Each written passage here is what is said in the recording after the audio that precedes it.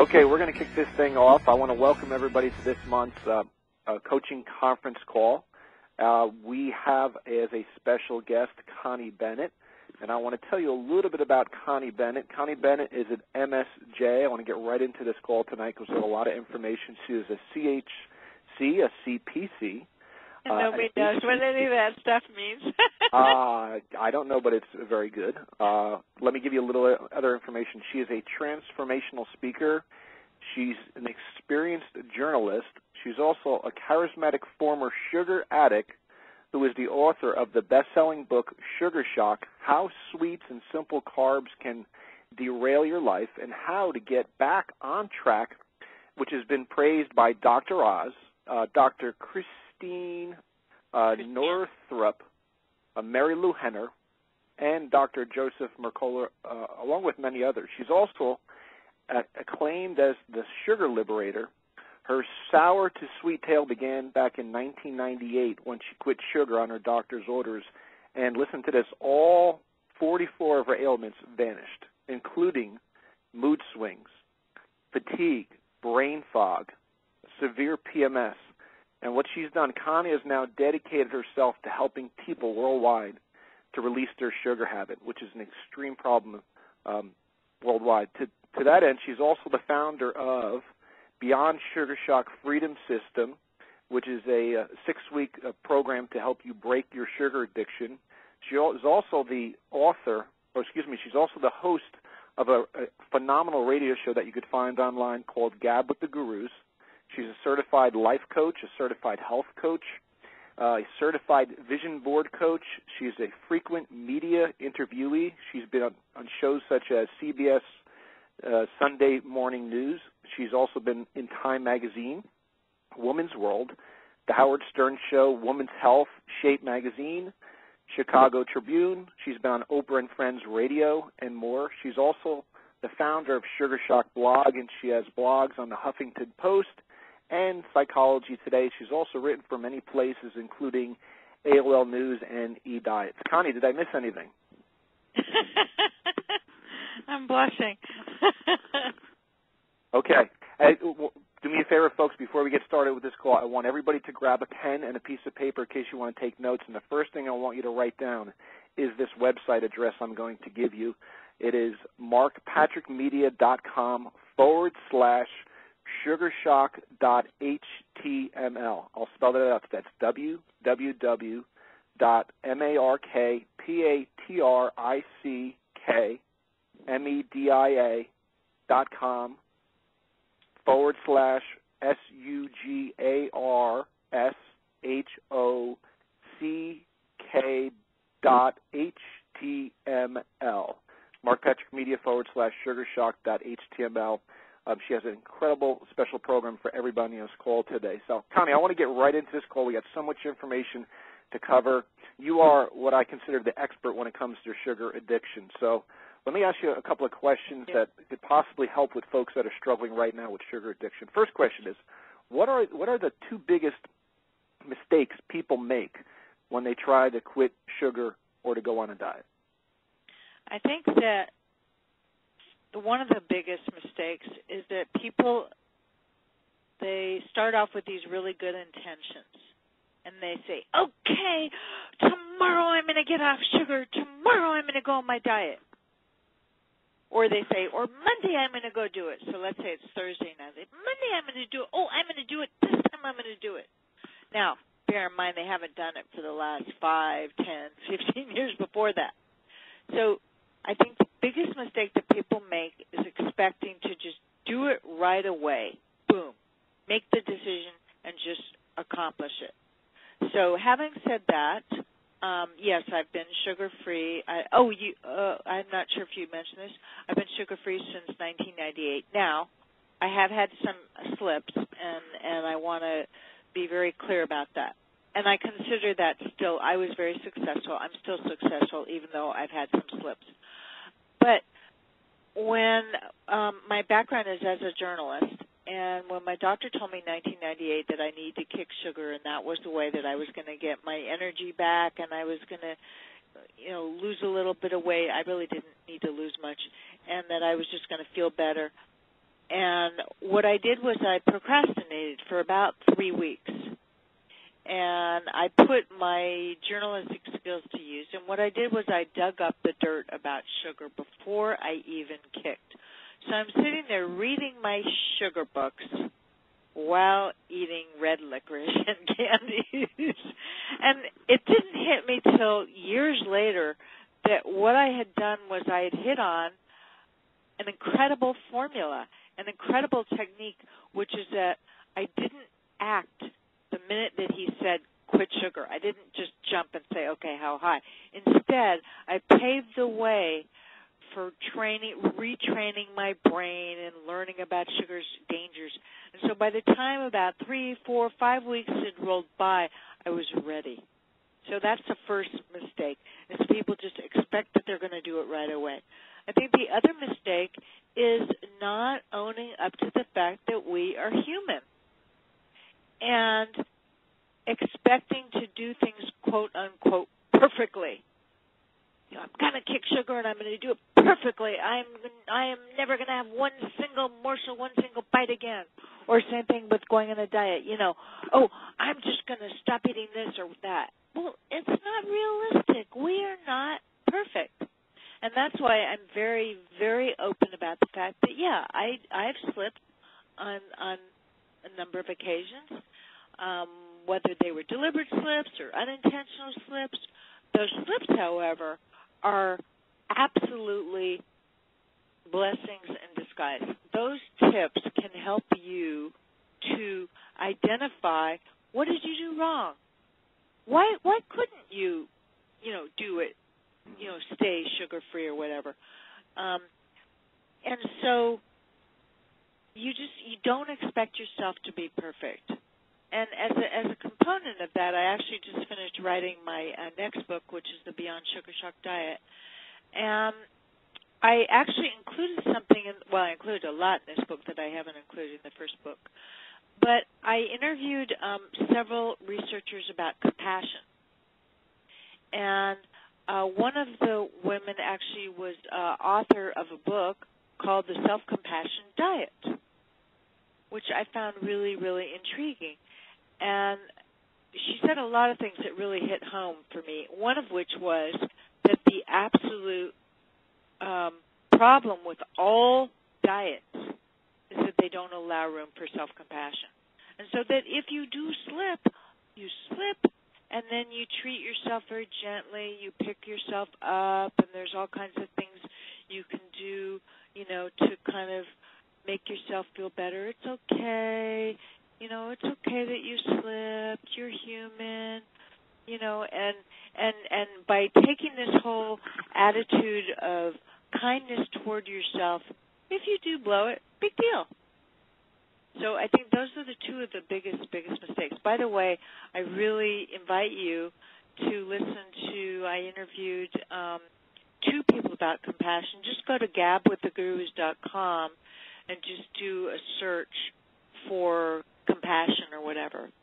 Because I love those interviews. And I think that, for many of us, we always think we're just going to do it perfectly.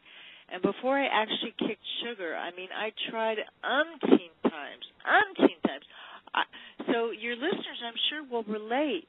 I failed, quote-unquote, failed. Now I don't consider them failures. Now I consider them stepping stones to success. But I fell on my face so many times, but I did not exercise self-compassion. I think you just nailed something so key, because when somebody, let's say, falls off the wagon, so to speak, on anything they're doing, they tend to feel literally like garbage, and then what happens is you tend to crave even more junk, and it kind of becomes a spiraling effect. So you're right. You're right. One of the things, I'm sorry, I didn't mean to interrupt you, but this was so exciting to hear. So one of the researchers I interviewed, her name is Dr.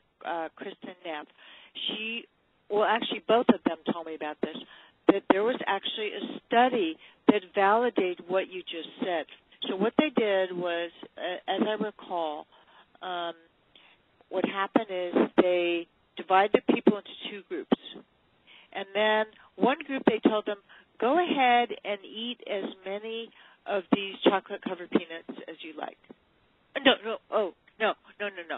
They said, go ahead and eat as was ice cream or it was some quote-unquote no-no food, you know. Mm-hmm. And they said, go ahead, have it, but be compassionate about yourself that you're doing it. And then the other half, they didn't give them any kind of lesson in self-compassion ahead of time. And then, the study is so fascinating. And then what happened is they then put a jar of peanut M&Ms in front of these people, the two different subjects. So the group that had the little chat in and the instruction in self-compassion ahead of time, they didn't have that many M&Ms afterwards. But the group that didn't have the compassion talk pigged out and ate more of the chocolate-covered peanuts. So basically, that second group figured, heck, I already blew my diet anyhow. I had to eat whatever it was they had to eat. And then they said, heck with it, and they threw the towel in and ate even more. Yeah, that tends to be the psychological thing that happens. Now, let me ask you this question. What do you mean when you wrote your book about sugar shock? Exactly what is sugar shock?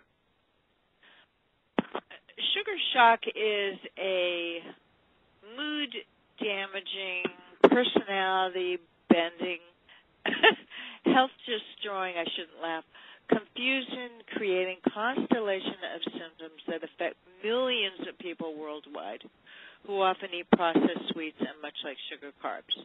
Can you give us some examples as far as how that affects our country and how it affects everybody? Sure. So basically what happens is you're eating and by the way, when I talk about sugar, I'm also referring to refined carbohydrates, such as white bread, potato chips, white rice. Okay? So when you are eating too many of these foods over and over again, so you're repeatedly overdosing. I use that word on purpose.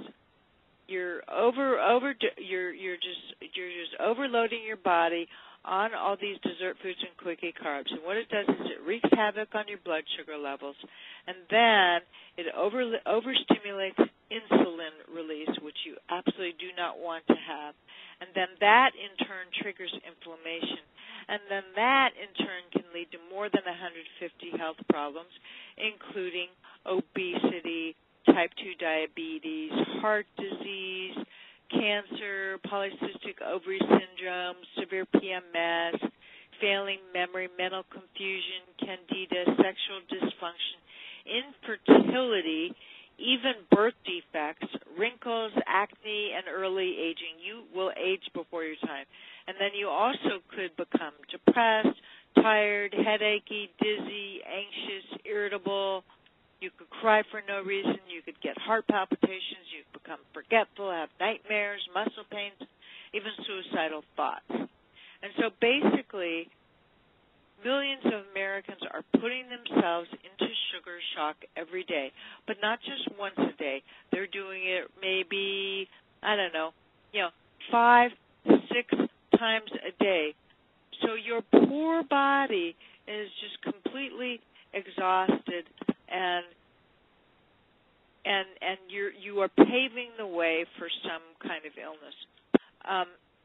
I've met a lot of people at lectures, and they tell me, well, I don't really have that many sweets or refined carbs. I don't have that much. I'm like, okay. Well, let's go over your day. First thing in the morning, do you maybe have a cup of coffee with maybe a teaspoon of sugar? They're like, oh, yeah. What about like 8 o'clock? Maybe you're on the way to work and you're rushing out the door. Maybe you don't have time for breakfast. You have maybe 2 Slim Fast peanut butter bars. Well, according to this book from Dr. Nancy Appleton called Lick the Sugar Habit Sugar Counter, you now have had another 5 teaspoons of sugar. 10 o'clock, maybe you want to get a donut. Another 7.5 teaspoons of sugar. Noon, maybe you don't even have any sugar. But let's say you have a sandwich. with 2 slices of white bread. That's 2 to 4 teaspoons of sugar. 3 Yes. p.m., you can't concentrate. You grab a soda, depending upon what the size is of the soda. If it's a 20-ounce soda, 17 teaspoons of sugar. 6 p.m., oh, God, I had a lousy day at work. Let me have a couple screwdrivers, okay? Another 9 teaspoons for 2 7-ounce glasses of the drink. Pizza for dinner. That's not sugar, but guess what? 2 slices of Domino's pizza, that comes to about 3 to 4 teaspoons of sugar. Yeah, it's a lot. We are definitely taking sugar in hidden forms now. Oh, and one of my favorites is, let's say 10 o'clock, let's say you have a Dannon 8-ounce low-fat yogurt with fruit on the bottom. 10 to 11 and a quarter teaspoons of sugar. Yeah, I mean, unfortunately, the way some of these foods are packaged today, they are packaged to be healthy, and they are just literally sugar and carbohydrates and high fructose corn syrup in disguise. So, yeah, which is a. Now let's talk about sugar. Is obviously a problem in this country. What are some of the benefits? Let's talk about some of the benefits that you've noticed. I kind of hit on them, but let's just go into. Okay, here you are. You were addicted to sugar, and what was the wake-up moment? Talk about your wake-up moment that you had. Some of the ailments that disappeared, and what are some of the benefits from kicking sugar? Well, I'd be happy to answer that, but I think it might behoove your listeners to answer that. What has happened with clients?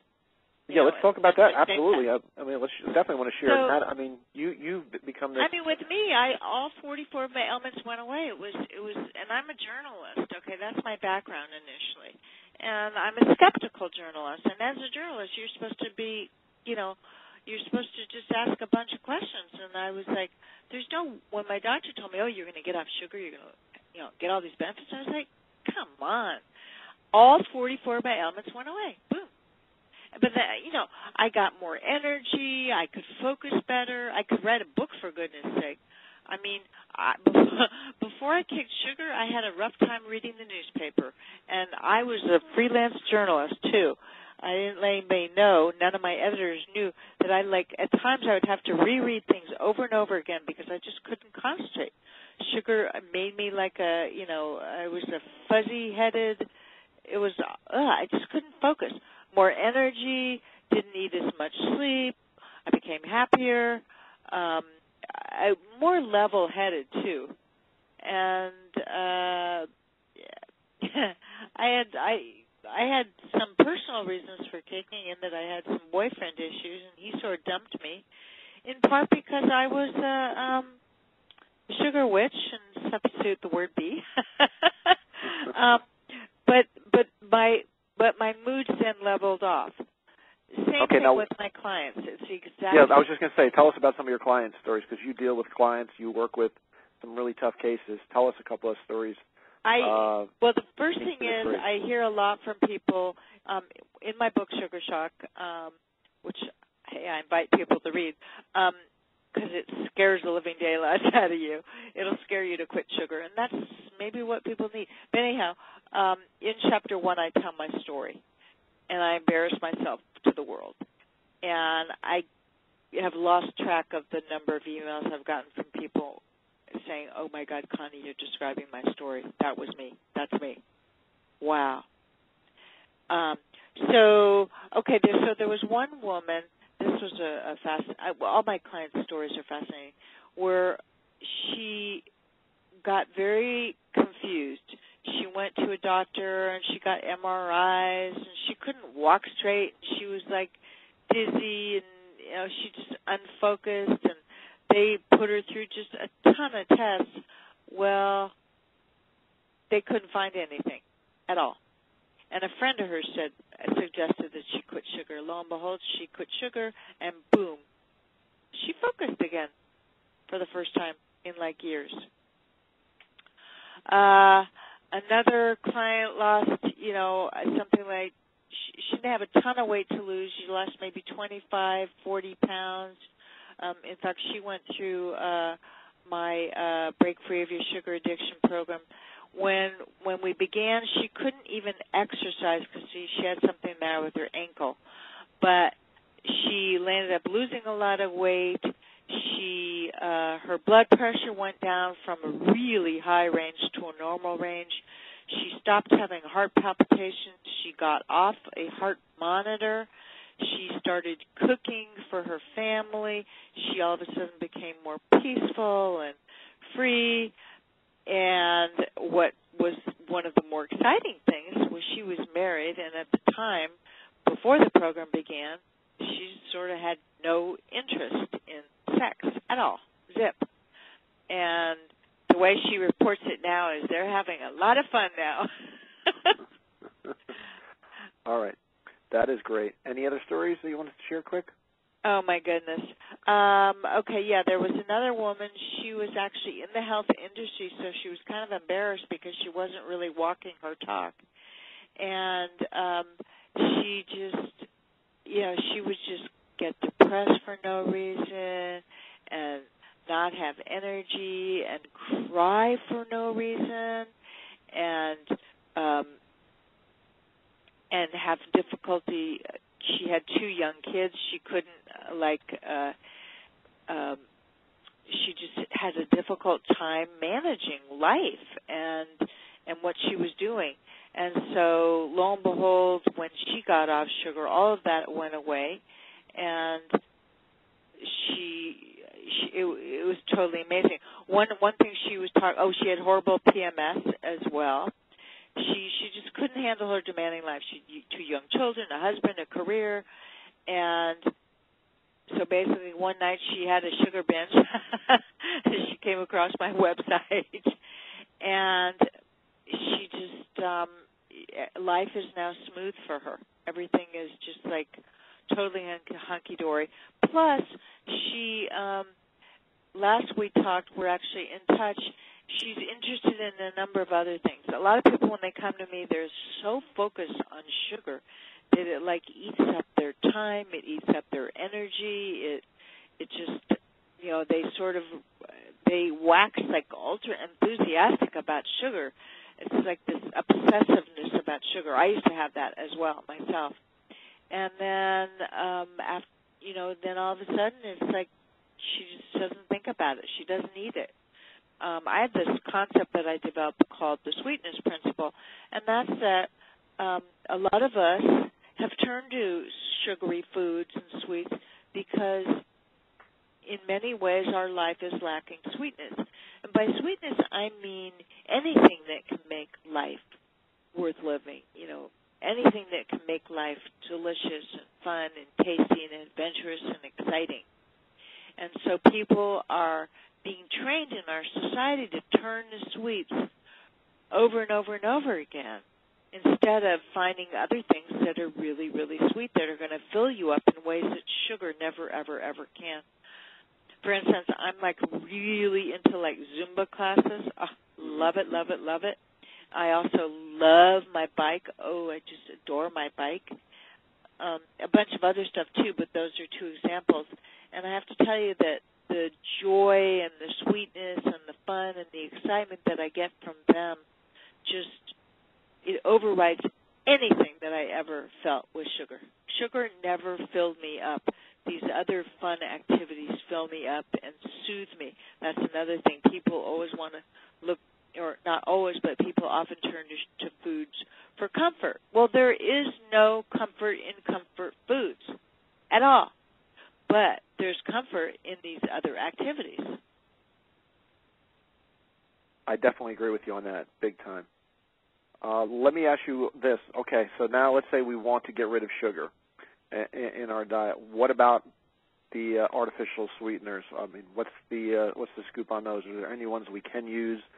Or are any of us getting false information? Let's talk a little bit about that, because I always get a lot of people who say, I use Sweet and Low, I use Equal, I use Splenda. Can you go into a little bit about sweeteners? I would come up with a 5-word answer, which is proceed at your own caution. I wouldn't do it. I wouldn't do it. And again, I learned the hard way, but I also did research. So there's some really fascinating research out that shows this, that if you go for something sweet. So let's think about the name artificial sweeteners, for goodness sake. They are artificial. They have nothing to do with Mother Nature. They are created in a lab in very, very complicated chemical procedures. So that's the first part of it. Second part of it is that there have been studies for just about every sweetener out there. Now, these are not the studies done by the companies that make the artificial sweeteners, but they're outside studies that have found fault with any of these sweeteners, that they lead to different kinds of ailments. But for people who want to lose weight, one of the most intriguing, some of the most intriguing research is the fact that there is something called a paradoxical weight gain. So you think you're going to drink, sugar-free drinks or have diet, Jell-O or whatever the heck you're going to have, and you think it's going to help you lose weight. What these studies found is that if you use foods with artificial sweeteners, that you could gain weight, not lose weight. There's a number of reasons that happens. One is it's confusing your poor body. One researcher even said that you can release insulin after artificial sweeteners. I couldn't find that in any other studies, but that was intriguing. But basically what happens is your body is expecting sugar. Sugar doesn't come. It primes you up for the taste of sweet, and then it could trigger sugar cravings. So I was a few years off sugar, and I moved. Well, lo and behold, I actually moved down the block from a candy store. Not exactly the best place to be. Well, thank goodness I wasn't hooked on sugar anymore. Anyhow, I was down the block from the candy store, and I started experimenting and having some of these low-calorie candies. I think they had sorbitol in them. Anyhow, I kind of went to town on them, almost in a way that I did with sugar. I would have more than one or two pieces. And, oh, my goodness, I was, doubled up in pain, stomach pain. I was glad I didn't have people around me. And I also experienced for about a couple of days this desire for more sweets. So, I just had my own personal experiences with it. So I would not suggest artificial sweeteners because they could just make things worse for you. Having said that, people do ask me, well, what can I have? I have okay feelings about stevia, but I do not recommend. The only kind of stevia I recommend is the actual green powder. And you can buy that in the health food store. So where they actually take a stevia leaf, they actually grind it up, or the actual leaf, which you can buy on the internet or whatever. Now, you may have read that there are certain new stevia products on the market. I'm not going to mention any by names, but they still go through some kind of a process to be made. It starts off as a green leaf. How does it land up as a white powder or as a liquid? Well, isn't that sort of similar to what happens with sugar? Sugar starts out as a sugar cane. I went somewhere, I don't know, it was a couple of years ago or whatever, and maybe I was in Hawaii, wherever I was, and they served sugar cane.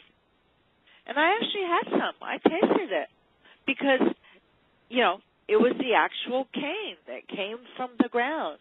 So I figured it wouldn't mess me up, and it didn't mess me up in any way, So the same thing with these stevia leaves is, it doesn't come out of the ground as white powder or as a clear liquid. And when I was working on my book, Sugar Shock, one researcher who I still to this day can't figure out why he did it, but he sent me a chart showing what happens to the stevia leaves, the stevia extract process. I actually literally have it on my wall because I was just so shocked. So they take the stevia leaves, and then they go through extraction, and then they go through something called flocculation. I'm not swearing. It means vibrating. You're putting it through sieves to break out the particles. Then it goes through ultrafiltration. Now, this is just one company. Ultrafiltration. And one of my insiders tells me that in the ultrafiltration stage, that's the point at which they might add other chemicals. And my friend mentioned these crazy, scary chemicals. Then it goes through an ion exchange column, which I have no idea what it is. Then it goes through concentration. Then it goes through drying, spray dryer, and then it becomes a stevia extract. Now, is that natural? No, definitely not natural. And I didn't realize they put such a processing in place for stevia. That's pretty amazing. So. Well, that's why if you get the green leaf or you get the green powder, it's not really processed. Hey, I don't want to interrupt you, but we had a lot of people join the call late, so we're on the call with Connie Bennett. She is what I believe one of the authorities on sugar addiction. She's the author of Sugar Shock. If you have a pen and paper, I want you to write this website address down. It is www.markpatrickmedia.com/sugarshock.html. I'll spell it out. markpatrickmedia.com/SUGARSHOCK. Make sure you put the HTML in there. She has a special program that she's starting. We'll talk to you about that in a few moments, and a special offer for all of our coaching clients on this call. Hey, quick story. One of the things we didn't talk about in your intro, and then I want to get back into now what can we do to start making some changes, is can you just tell everybody, because I'm so intrigued about this, the story about the late Jack LaLanne and what the opportunities you had to do really quickly? Oh, how I met him and stuff? Mm-hmm. Oh, that was so exciting. My mom actually told me about him. Or whatever, I was doing research and I heard about Jack LaLanne. And what most people, when they hear about Jack LaLanne, what they don't know is the fact that he was one of the original anti-sugar pioneers. And he spoke out quite extensively about it. So basically, when he was around age, I think it was 19 or whatever, he went to a lecture. And at the lecture, he heard about how sugar was bad for you. And that is what set his path to become, known as, the godfather of fitness. At first he got off sugar. He was 15 years old. He says he was a full-blown sugaraholic. He had terrible headaches, failing grades. He was actually underweight. He had what he called pooped out-itis. He would eat ice cream. He was a bulimic. He would eat ice cream and throw up. His mom actually would feed him, try to give him good food, but he'd hide and go eat junk food. He went to this lecture by Paul Bragg and learned about sugar's dangers, cut out sugar out of his life, and his life completely changed. And then, later on, as we know, he became known as the godfather of fitness. He did recently pass away, but I had the pleasure of interviewing him for my book, Sugar Shock. I also had the pleasure, I was invited to a conference on food addiction. I presented a Lifetime Achievement Award with him. I also had him on my radio show for my 15th anniversary of Sugar show. And he was amazing. And he was like, because I was like, well, can you give our listeners some tips on, how to get off sugar? And he goes, just think about the way you want life to be. He was totally amazing. That's great. Very, very, and he flat out said, in my mind, nothing on this earth is more addictive than refined sugar. Yeah, I tend to agree with you on that, definitely. Okay, let me get back into how is it now. What can our listeners do? What are some steps they could do to begin to start letting go of some of those sugar or carbohydrate cravings or possibly the addiction they might be struggling with? I think the first thing to do is something that I call sugary soul searching. And that's to, how earlier tonight I went through kind of the day, what you do at 9 o'clock, 10 o'clock, 3 o'clock. To just take a look at your patterns. If you can, I'm a big fan of food journals, and just write down, when you eat sweets, but then start to notice several things. One, when do you turn to sweets? Well, as a journalist, you have to answer who, what, when, where, why, how for every story. So when I was kicking sugar, it occurred to me, I could sort of use these same questions for my sugar addiction. Anyhow, so when you're doing sugary soul searching, just ask yourself, who am I with when I'm having the sweets? What am I having? Who, what, when? When do I do it? What is it like? Do I always want to have it like at 10 o'clock at night when the kids are asleep? Or do I always want to have it at 3 o'clock in the afternoon when maybe I didn't have the best lunch or I skipped lunch? So who, what, when, where am I when I have the sweets? Am I on the way home from work? Who, what, when, where, why? Why are you having the sweets? What's going on? Did your boss upset you? Did your kids upset you? Is your husband or your significant other annoying you? Who, what, when, where, why, and how? How are you doing it? Are you, like, jumping into your car in the middle of the night and doing it behind your family's backs? And I'm sorry, I'm laughing, not at anybody. I'm sort of laughing in recognition because that's one of the things that I used to do, to hop in my car at crazy times and, go across town. I mean, literally, I would go, take a 25-minute drive to pick up these very special hard candies.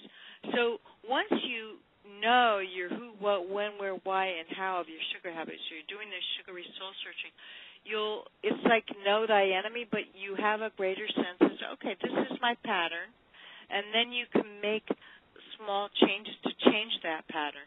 If you know that 10 o'clock every night, like clockwork, is when you want ice cream, then you can change that. So that's the first one, is to do the sugary soul searching.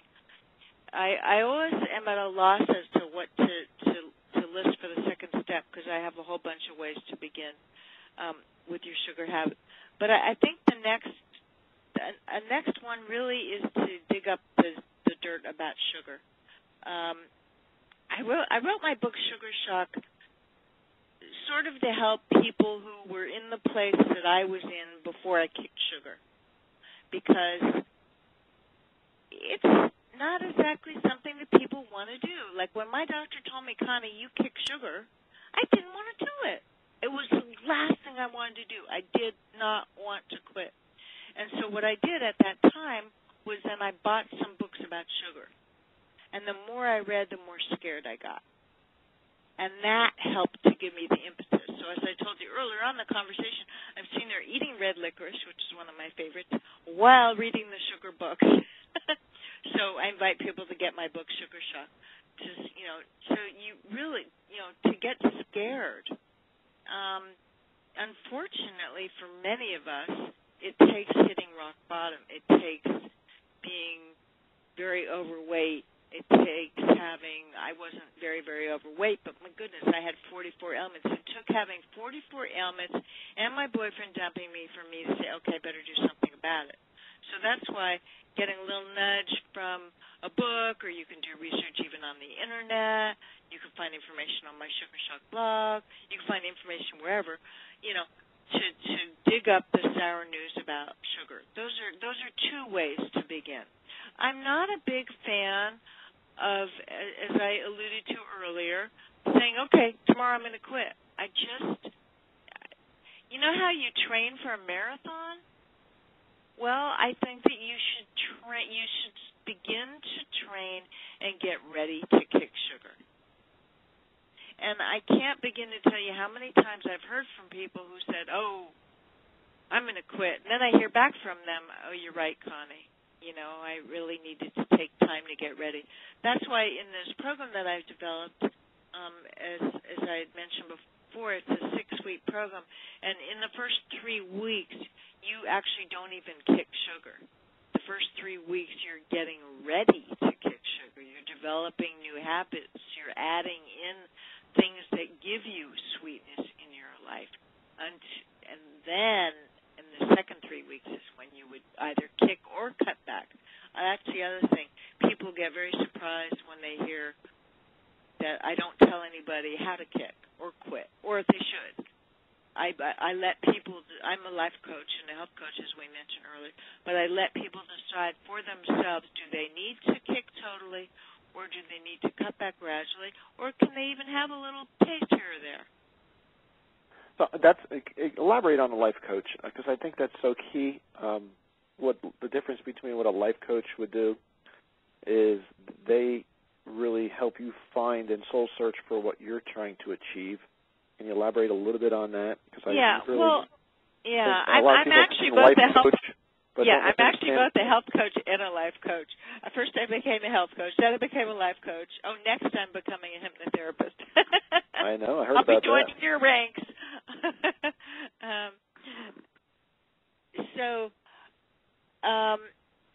A life coach basically, and they don't ever tell you what to do. What they do is they ask you questions and they work with you to help you develop a plan that is suitable for you. They lead you to find out what you need to do. I'm real big on, I'm not going to tell you what to do. That is not the way to do it. And even in this 6-week program, even though I don't always have the same kind of personal attention, sometimes I do, sometimes I don't. But a life coach basically, they help, it's funny, they described it, it's not counseling, it's not therapy, but it's to help people to live extraordinary lives. Therapy and counseling are more to help you live functional lives. And so as a life coach, you try to ask certain questions that empower your clients to access their higher coach so that then they can create their own customized results and solutions. So with this program that I developed, there is a little bit of coaching, but some of the coaching is just in the way that I present the program. It's always to help you figure out what's the way for you. I came up with something I call a sugar color code. And when people take the Break Free of Your Sugar Addiction program, they learn about that. And that's where you figure out, well, what is your relationship with sweets? How do you relate to it? So the name of your 6-week program is Break Free of Your Sugar Addiction. Is that correct? Yeah, and I also have an alternate name. It's also the Beyond Sugar Shock. I'm changing the name. I'm in the process. It's the Beyond Sugar Shock, liberation system. Okay. But the whole idea is for you to break free, because that's a big thing. The people, I've coached so many people, and it's always the same story where they feel trapped and they feel imprisoned by their habit. And I can totally relate to that. And this is where you become free. So in the first 3 weeks, can you break down week by week what a person, what you take a client through? How's that in this 6-week program? Well, I have just revamped the program. Mm-hmm. So, and as you know, I just wrote a book, The Beyond Sugar Shock Diet. So, at present, the first 3 weeks, you're basically making peace with your past. You're seeing a sweet future. You're filling your adventure with fun.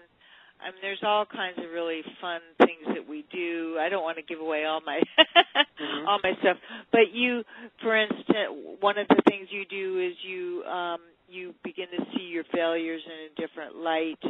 You accept your aholic nature. In the second week, you begin to adopt smart habits and better behavior. Second week is we focus maybe more about food. Some of the so they're small but fun changes. In the first week, we actually do things. Well, every week Every week I make a point that we do something that's really, really fun. So people are kind of surprised. You're like, I thought kicking sugar would be like, ugh. But no, I specifically designed it so it would be fun and so it would be easy. Week 3, you get slow, still, sacred, and sensual. all throughout, you're learning cutting-edge techniques. So while I've developed my own techniques over the years, I am teaching other people's techniques as well that have been used.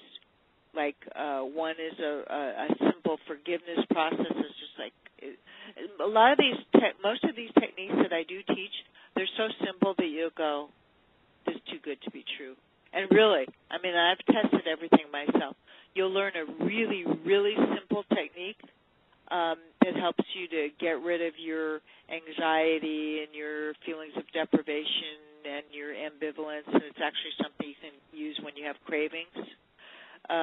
Week 4 is when that's when you kind of your sweeter life begins, and that's the week in which you may or may not cut out sugar, or at least you phase it out. And then week 5 is basically devoted to teaching you something like 50 ways to deal with your carb cravings. I devote a lot of attention to that because over the years I always ask people what do they want to learn. So anybody who signs up for this program, they're going to be invited by me, ask me your questions. So that anybody who has a question, it will always be answered. And if I would hope I have an answer by now because I've now been doing this for nearly 10 years. But if I do not have an answer, I will get an answer. I will either research it myself or I'll just bring on an expert to give you the answer. But so we spent a lot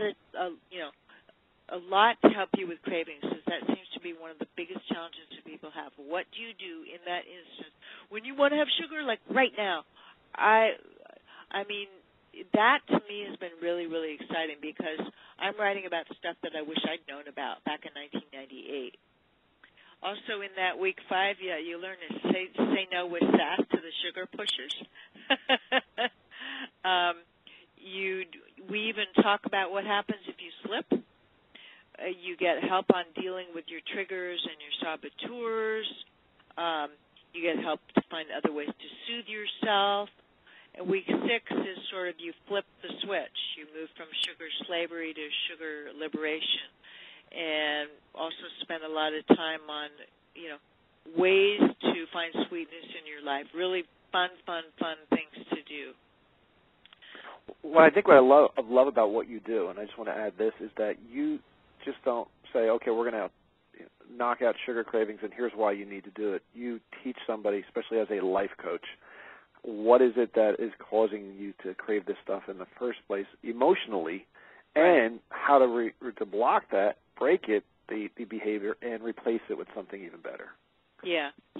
And what we do is we actually, the reason I divide the program into 2 sets of 3 is that in that first 3 weeks, you're exploring other ways to find that sweetness. So that then when week 4, when you begin to either remove sugar partially, totally, or just phasing it out, you're already getting sweetness up. You're filling yourself up in other ways.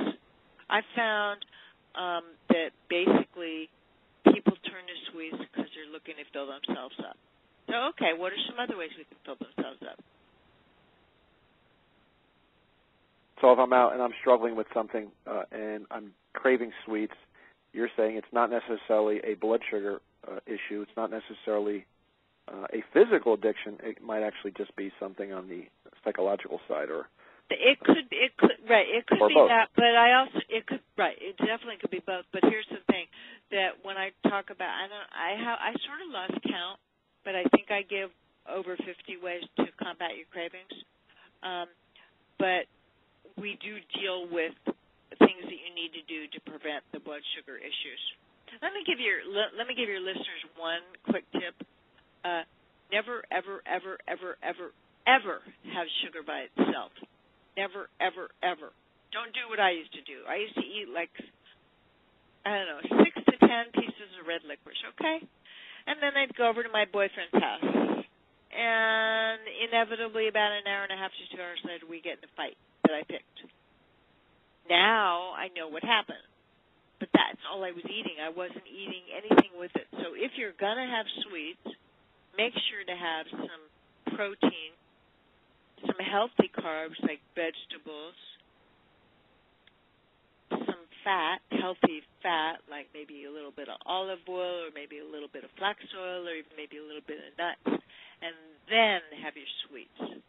You don't ever want to have any dessert foods by themselves. Even if it's like, I don't know, like ice cream, which has fat and maybe a little bit of protein. You don't want to do that. Just have your healthy meal first, then have your sweets. And what that does is it moderates the blood sugar. And it doesn't make you like this kind of crazy hungry. I'm sure your listeners can relate to that, where you get like this just crazy, I got to eat right now feeling.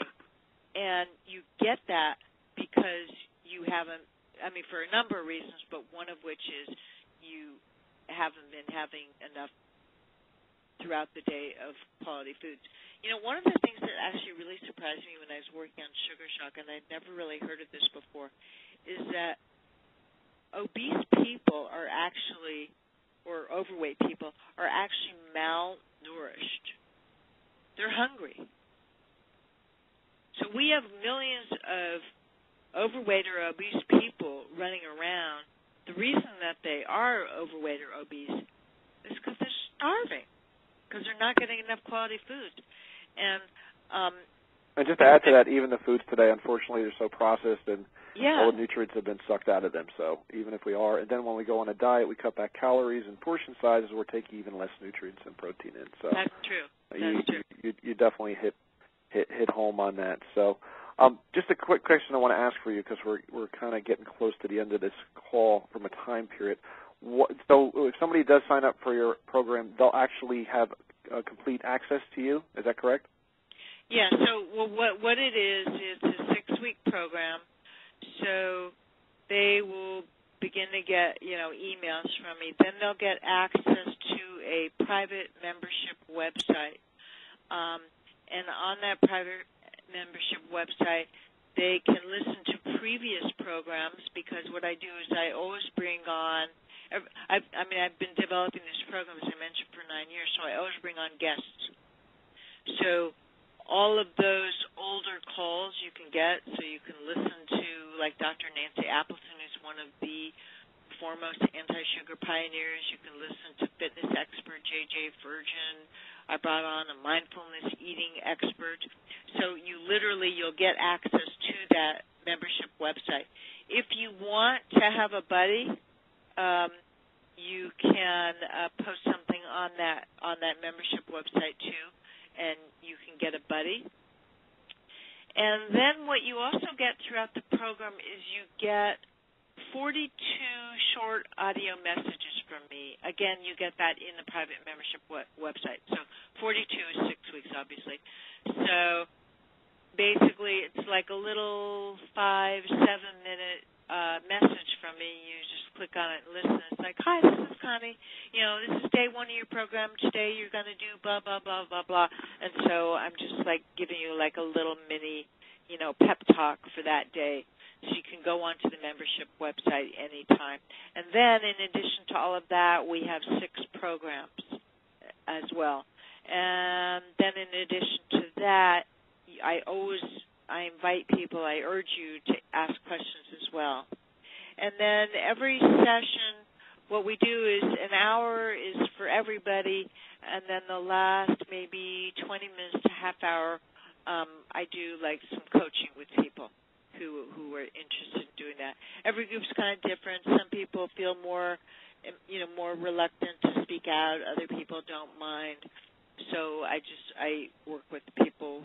Some people submit their questions just via email if they don't want me to really be coached. They just want me to answer their questions. So the last part, I'll answer questions or coach people. So the next program is beginning June 7th.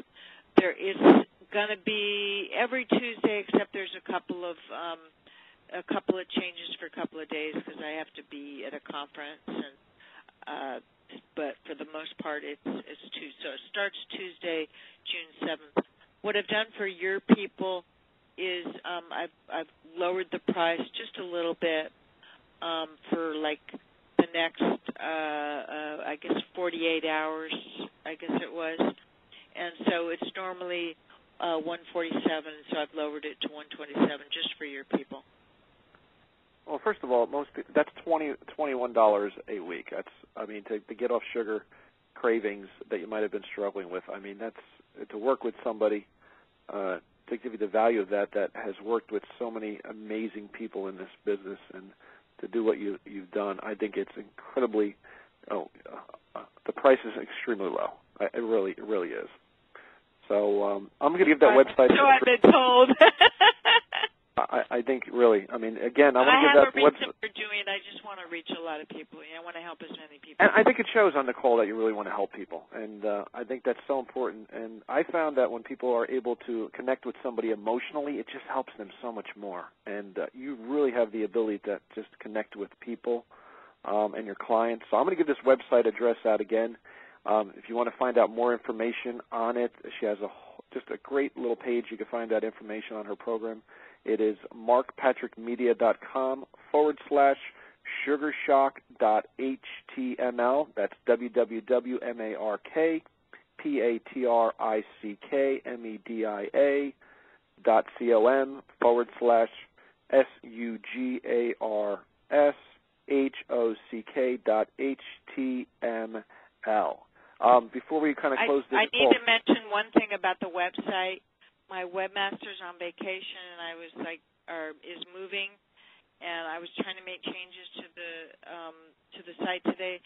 So there are a few snafus with it. So if you can bear with, it's going to have to get moved to a new site. So it was shutting my computer down. So like there's all this red ink, and I'm like, how'd that happen? Because I'm not a webmaster, so. That's okay. So forgive me for any issues with the site. Well, as we close this out, do you have any final parting thoughts for all of our callers? Well, I think that people, for 2 points.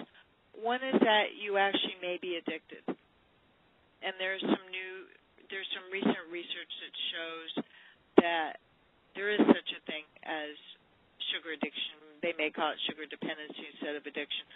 So take heart. You're not alone. You're in the company of millions, definitely. Don't consider yourself weak.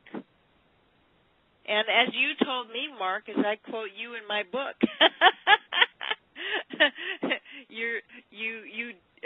it's not that you're weak on willpower. It's the habit. It definitely is the habit. And you can do it.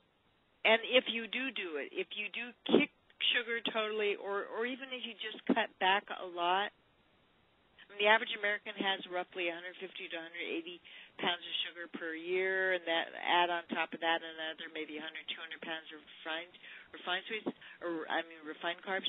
If you do that, your life will completely change. It's truly transformational. It is. I mean, you could lose weight, you'll get more energy, you could get along better with loved ones. As I mentioned, that one client, she had, a bigger libido. Actually, I've heard that a lot from people. One woman I interviewed, all of a sudden, was able to get pregnant. She'd been infertile for years. So the benefits go on and on and on. Well, I want to thank you, Connie, for taking the time this evening to share this information with our callers, and I encourage everybody on our coaching program to take advantage and at least look into what she does. She does a phenomenal job, and I want to make sure everybody has an awesome month this month on the coaching program, and feel free to email us if you have any questions at coaching@markpatrickmedia.com. If you have any questions on anything that you heard on this call, you can email us also. And thank you for having me, Mark. Really appreciate it. It's been my pleasure. Everybody have a great week and a great month, and thanks again, Connie, for coming on.